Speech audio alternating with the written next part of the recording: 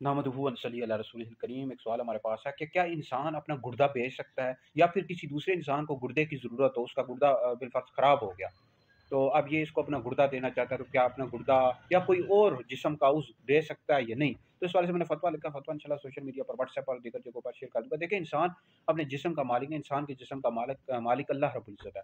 तो इंसान के पास उसका जो जिस्म है अल्लाह की अमानत है, तो इसमें ख़यानत करना जायज़ नहीं है। तो लिहाज़ा अपना गुर्दा बेच नहीं सकते, ये कहीं पैसों के लिए अपना गुर्दा बेच देते हैं, हरगिज़ भी जायज़ नहीं है, अमानत में ख़यानत है। और इसी तरह किसी को गुर्दा दे भी नहीं सकते, अगर किसी का गुर्दा एक ख़त्म हो गया तो उसको गुर्दा नहीं दे सकते, ठीक है जी।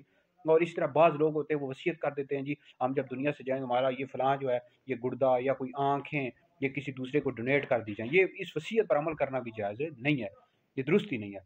तो इंसान अपने किसी भी उज़्व का मालिक नहीं है, उसका जो मालिक है अल्लाह रब्बुल इज़्ज़त है। तो लिहाज़ा अपना कोई उज़्व देने की हरगिज़ भी इजाज़त नहीं है। और इसी तरह बाज़ डॉक्टर्स होते हैं ऑपरेशन के दरमियान ये गुर्दा या कोई उज़्व निकाल कर बेच देते हैं, ये नाजायज़ और हराम है, ये बहुत बड़ा गुनाह है। ऐसे डॉक्टर्स के खिलाफ आप लोग कार्रवाई करें, ये ऐसे बदबख्त लोग भी हैं माशरे में, ये डॉक्टर्स वगैरह भी होते हैं। तो ऑपरेशन जो लोग करवा रहे थे उनको तवज्जो करनी चाहिए, और इस हवाले से तहकीक करनी चाहिए कि डॉक्टर काबिल है या नहीं है, और इसका करैक्टर क्या है।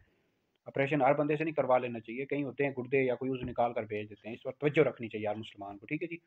तो ये वीडियोज़ उन्हें दीगर लोगों तक पहुँचाएँ, आप लोगों के लिए बहुत बड़ा सदका जारिया है।